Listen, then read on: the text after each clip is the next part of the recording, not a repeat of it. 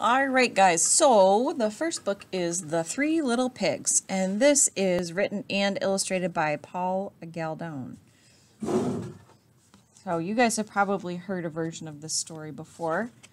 And remember, fairy tales are made-up stories, right? And they usually start with once upon a time. They usually end with, and they lived happily ever after. There's usually talking animals or royalty, and they are fiction. So, let's see. Once upon a time, there was an old sow with 3 little pigs. She had no money to keep them, so she sent them off to seek their fortune. Yikes. The first little pig met a man with a bundle of straw and said to him, "Please, man, give me that straw to build me a house." So the man did, and the little pig built his house with it. Cute little house. Along came a wolf. He knocked on the door and said, little pig, let me come in." "No, no," said the little pig, "not by the hair of my chinny chin chin." "And I'll huff, and I'll puff, and I'll blow your house in," said the wolf. So the wolf huffed, and he puffed, and he blew the house in, and he ate up the first little pig. Goodness. The second little pig met a man with a bundle of sticks and said, "Please, man, give me those sticks to build me a house." So the man did, and the little pig built his house with them. Then along came the wolf and said, little pig, let me come in." "No, no, not by the hair of my chinny chin chin." "Then I'll huff, and I'll puff, and I'll blow your house in," said the wolf.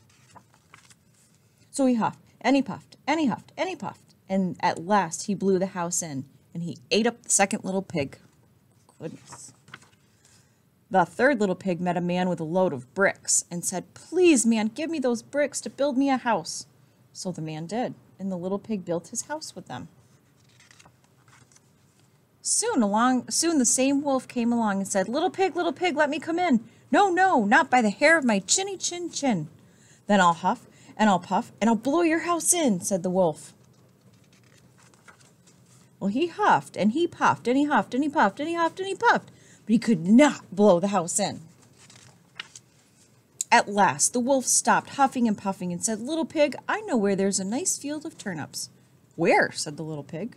"On Mr. Smith's farm," said the wolf. "I will come for you tomorrow morning. We'll go together and get some turnips for dinner." "Very well," said the little pig. "What time will you come?" "Oh, at 6 o'clock," said the wolf.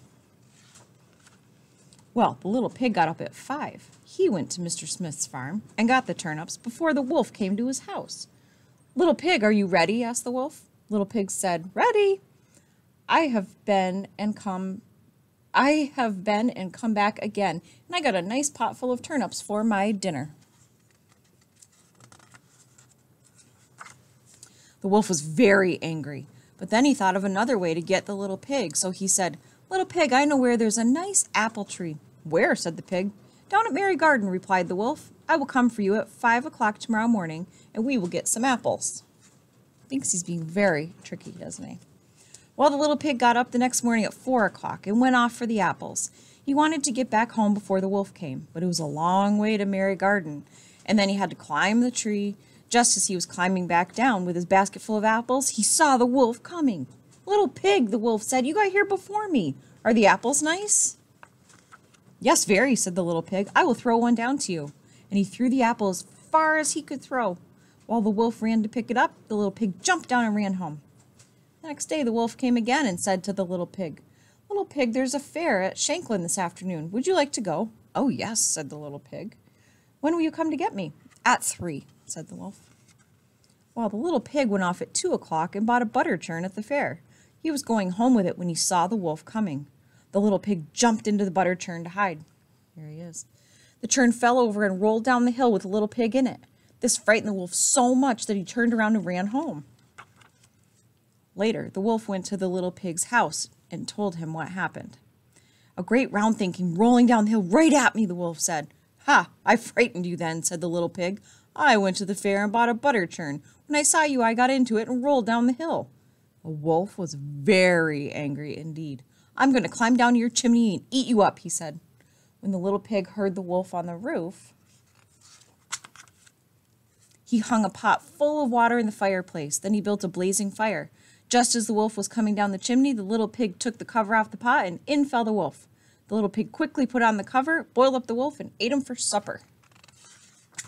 Goodness. And the little pig lived happily ever afterward. The end. So he did live happily ever after, right?